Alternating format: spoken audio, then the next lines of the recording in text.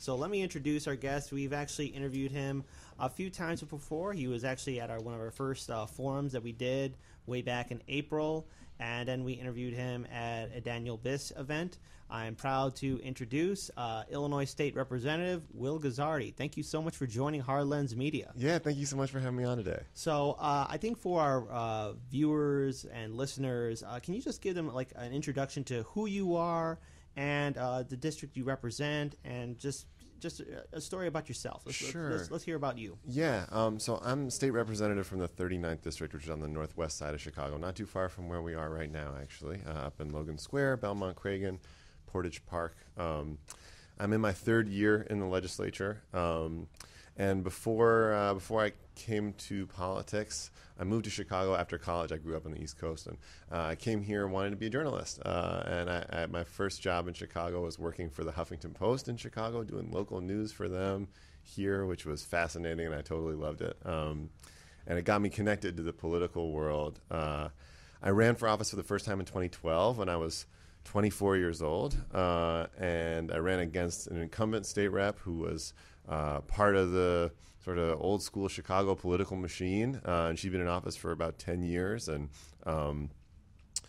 nobody really thought we had much of a chance. But we figured that, these folks had money and power and connections and influence, but they weren't really doing the grassroots organizing that it takes to be effective. And, if we were able to build a movement of people around some progressive values and go door to door and talk to voters, we might be able to persuade them that the Democratic Party could be different. That it didn't just have to be this machine-driven political power structure, that the Democratic Party could actually do what it purports to do, which is stand up for the interests of working people. So that was the campaign we ran, and we ended up getting about 49.5% of the vote that first time in 2012. We lost by about 100 votes. It was a very close race. Then, long story short, we ran again 2 years later in 2014 against the same incumbent and won by a wide margin. Got like 61% of the vote that second time around. And so then in 2015, I came into office, and it's been a wild ride since then. Yeah, your name has definitely been mentioned a lot because you've been fighting for a lot of progressive policies here in Illinois. And as we all know, the state of Illinois is definitely recovering from a budgetary crisis, and our state has a long, sad history of corruption and money in politics. And you, as an elected official, have really been stepping up in regards to fighting for the people. And we've seen you at a couple events, especially for people addressing gentrification and rent control and the ever increase of owning a home here, not only in Cook County, but across the state of Illinois. Sure. So let's actually address this one issue. The talk of rent control in Chicago and other townships in Illinois has become like a huge talking point amongst activists and grassroots organizations, as well as new candidates who want to definitely reform the Democratic Party. And this mainly has to deal with the fact that in Illinois, there is a 1997 rule that forbids rent control, and that's called the Rent Control Preemption Act. Is that correct? That's right, yeah. All right, and so I think for a lot of our listeners and viewers who might be hearing about this for the first time or maybe forgot about it, what is this act, and what has been the long-term impact on the people of Illinois? And who is responsible for pushing this act in the Springfield legislature? Yes, that's a great question. And this is a really important issue to me because I live in a community in Logan Square where rent prices have gone through the roof, and the result has been real displacement for tens of thousands of Latino families in my neighborhood who have been forced to leave as prices have gone up. So stabilizing housing prices, I think, has got to be on our, and it's not just true in Logan Square. I mean, it's, I've been working on this issue with organizers in Bronzeville and Englewood and in Uptown and, all across the city of Chicago, communities facing these same challenges. So, yeah, in the 90s, you guys are familiar with ALEC, I'm sure, the American Yes. Legislative Exchange Council, I think.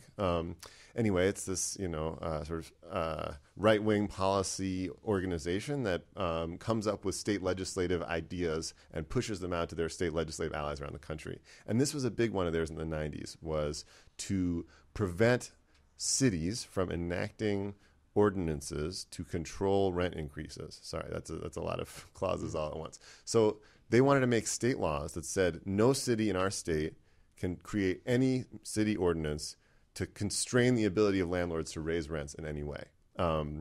And so this happened all over the country. Illinois was among those states that did this. And it was passed in a bipartisan way. The realtors are a very powerful lobbying influence in Springfield. And so, and of course, low-income folks who are trying to stay in their homes and are renting, don't have a powerful lobbying presence, obviously. So it passed with overwhelming bipartisan support in the 90s. And it's just crazy overreach on the part of state government. Like, what business do we have telling the city of Chicago or Evanston or Peoria or wherever that they don't have the right to try to address this huge crisis, right? This should be up to the cities to figure out what are the best tools we can use to prevent landlords from making egregious increases in the rent of their tenants.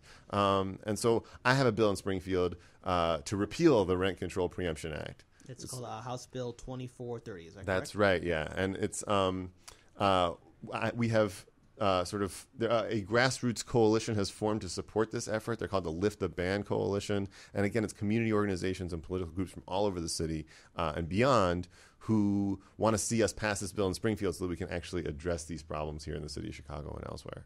Right. So Heartland's Media actually has been at two Our Revolution Illinois events, one being at the Chicago Teachers Union Center and another with the Northwest Side Housing Center, in which you, Representative Guzzardi, were part of a panel discussing the Barrios tax plan and the cost of owning a home paying rent in Cook County. And we've actually had two guests on the last two Saturdays, James Rudick from the Northwest Side Housing Center, and as well as the challenger for the Cook County Assessor position, Fritz Kagi, as well. And I asked him the same question in regards to the Barrios tax plan and what is the impact that it has on the people of Cook County. Yeah, well, so it's real, and I think every news story that comes out about what's going on with the assessor's office reveals the further depth of the crisis that we're facing in the property tax system. And the problem is pretty straightforward, which is that the big skyscrapers downtown, they're assessed at a certain value, and then they hire fancy law firms, politically connected law firms, to go appeal those assessments. And so then the value of those properties magically drops, right? And the assessment system is it's sort of a zero-sum game. So like there's a certain amount of money that they're trying to get out of the whole county, which is called the levy. And if one actor pays less, everybody else has to pay more to make up the difference. That's just how the system works. So it's very literally true that when these politically connected rich guys downtown get tax breaks, it costs all of us more. And whether you're a homeowner or a renter, because if you're a renter, your landlord is going to pass that property tax increase right onto you in the form of higher rent next month. So yeah, we're seeing the assessor and the politically connected law firms that represent these big buildings, they're in cahoots to give tax breaks to the very wealthiest property owners in Illinois and make the rest of us pay more. And it was also very interesting that because the system is now being run, when we were talking to Fritz Kagi, he said the optimal system is that the office is telling people what they can do, what exemptions they can do, but the way the current system is based on appeal. But right. Like you said, who appeals? People that have the money to appeal and hire a lawyer. That's right. Yeah, I mean the whole premise of the system is we're going to overassess you and then hire a lawyer and then come in for your appeal and then we'll give you the fair assessment. It's like that. Obviously, the biases that are built into that are just on their face, right? And you can imagine how.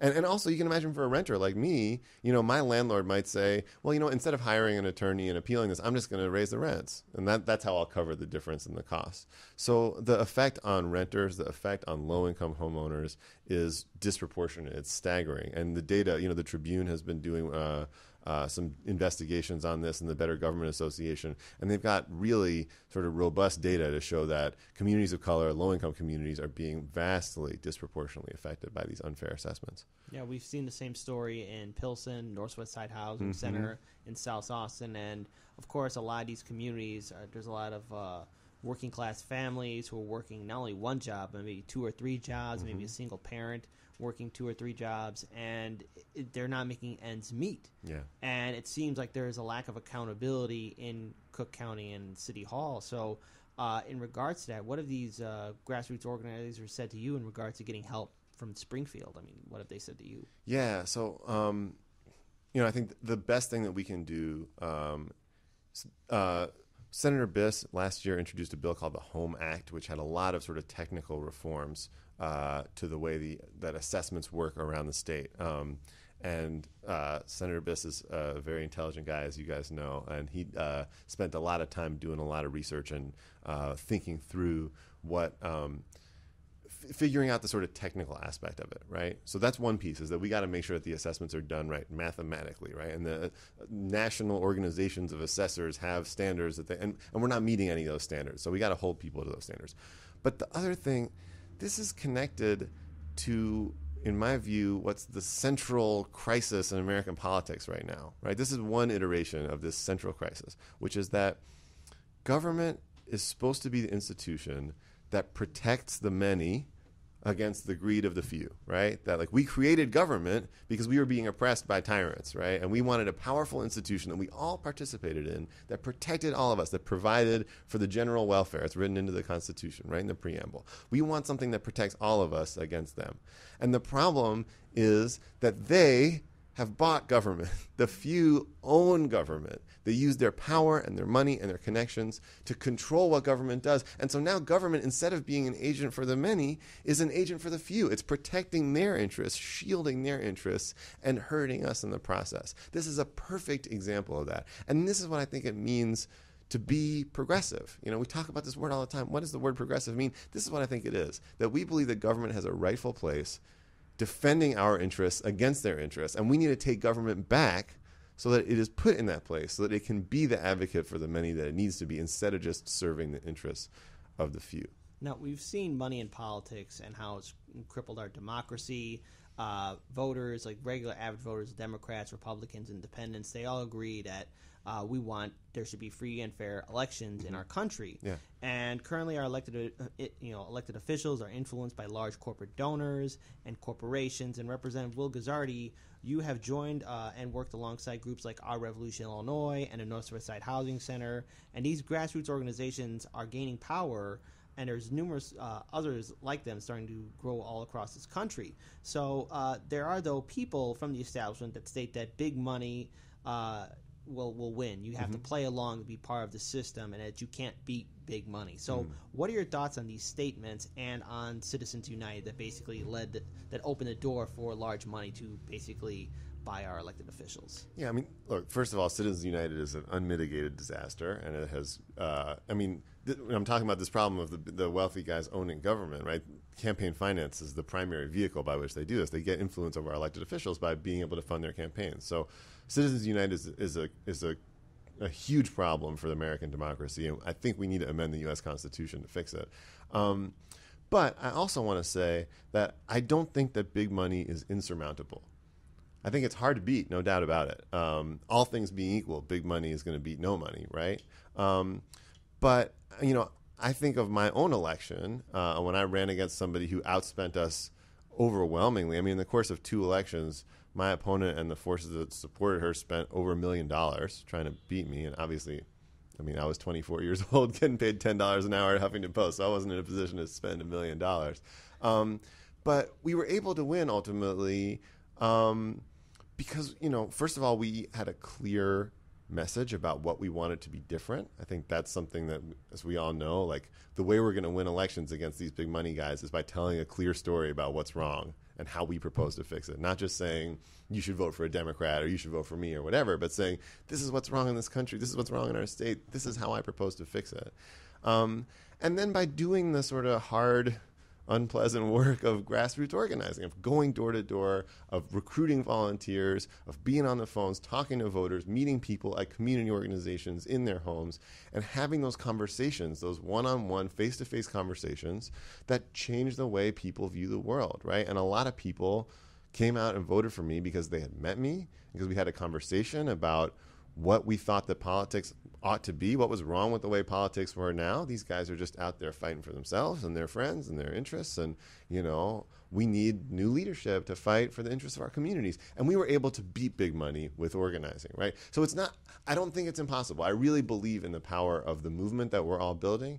And if we can fix the campaign finance system, we can remove some of the handicaps that are holding us back, because the corrupt campaign finance system in this country and in this state really are hamstringing our ability for this movement to take off in the way that it otherwise might. So if we can remove some of those barriers, I think we're going to see our movement gain tremendous power. In fact, I believe a few weeks ago, there was an election that took place in which progressives and Democrats won in seats that normally belong to Republicans or establishment Democrats. In New Jersey and in Pennsylvania? Virginia. Sorry about that. Virginia, where two Democratic governors basically beat the Republican governors who were in those seats of power for a very long time. And you had the majority whip of the Republican House getting beat by a virtually unknown guy that was openly saying I'm a socialist. Yeah, and it's in a Republican district. It's a sign of the times. Yeah, and especially for Democratic Social America, 15 of their people actually won some electoral seats. So, of course, we all know in 2018 there's going to be a very important midterm primary election for governor here in Illinois. And you, Representative Guzzardi, endorsed Senator Daniel Biss to be to win the nomination, as well as to be supporting him to be governor of Illinois should he get the nomination. So I think what all of us want to ask is, why does his campaign stand out amongst Kennedy or Pritzker or Theo Hardman or Bob Daber? And why should the people of Illinois consider Senator Daniel Biss to get the nomination and to become the governor of our state? Yeah, I mean, there's a number of reasons, and I want to highlight two of them. First of all, this is not one of the two, but as an aside before I get into it, I've known Daniel since before I got elected, and he's been a really great mentor to me in Springfield. He's helped me learn the ropes down there. Just personally, I've gotten to know him and his family, and he's just a decent and caring human being. Not to say that anyone else running isn't, but I have a great deal of respect for him. He's intelligent. He's passionate. He's a great guy. But why am I supporting him? Why do I think he'd be a great governor?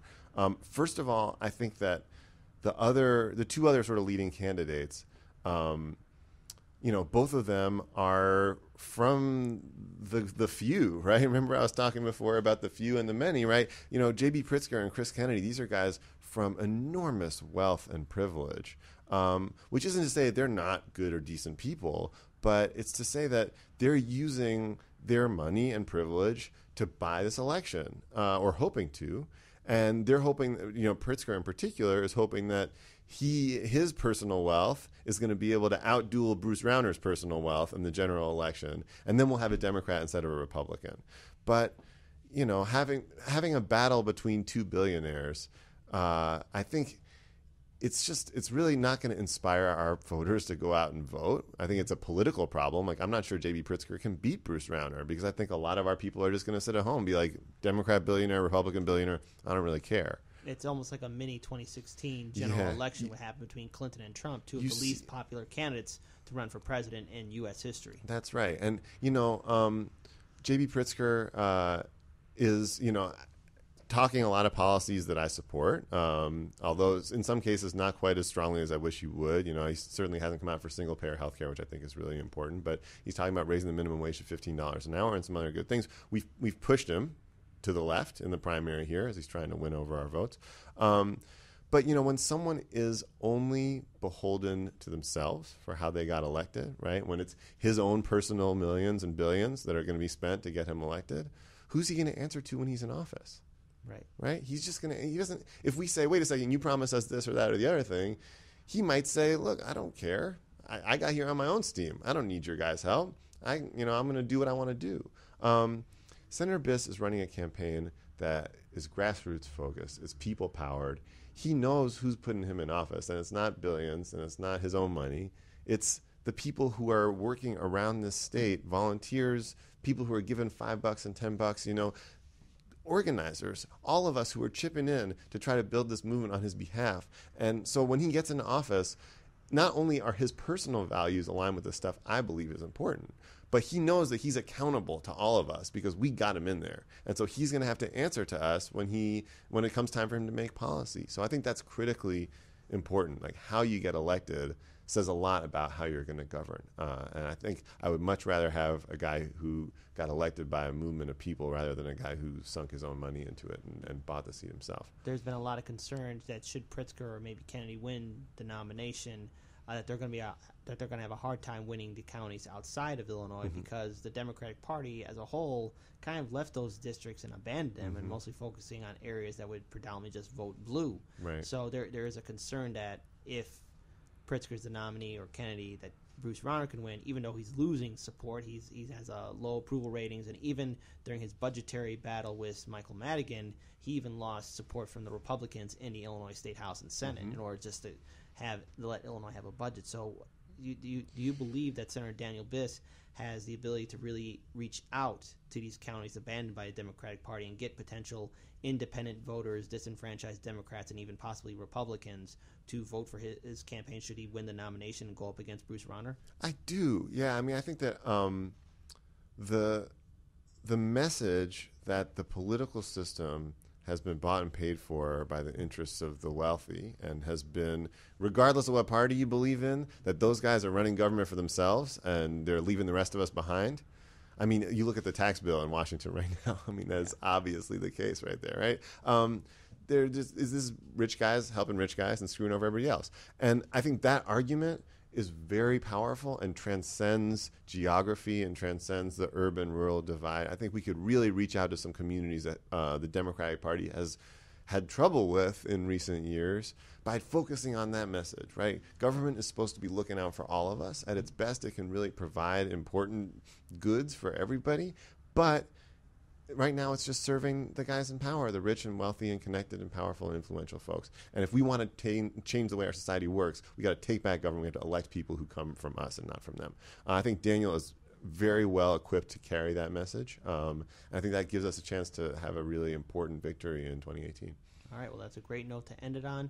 Real quick, where can our viewers and listeners follow you on social media to learn about maybe what kind of events you're going to be at? Where can they find you? Yeah, so my name is Will Guzzardi, Guzzardi, and my Twitter is @WillGuzzardi, and my Facebook is /Will Guzzardi, and my website is willguzzardi.com, so it's all pretty easy to find. All right, well, Representative Guzzardi, thank you so much for joining Hard Lens Media. To all our listeners and viewers, thank you for tuning in. We want to definitely thank our Patreon supporter for coming in to being our live audience. You know, that's one of the benefits that you get. So check out our Patreon page so you can see how you could help Hard Lens Media out. We need all the support we can to build an independent media outlet here in Chicago so that we can cover stories that corporate media won't cover. Check us out on Facebook, YouTube, Twitter, Instagram. Peace to all of you. You can listen to us again next Saturday at 11 a.m. to 1 p.m. Central Standard Time. And plus, we have our show on CAN TV starting at 7 p.m., Channel 21.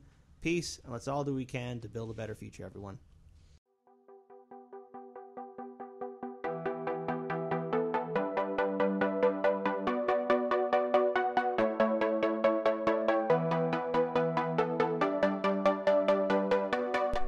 You're watching Hard Lens Media.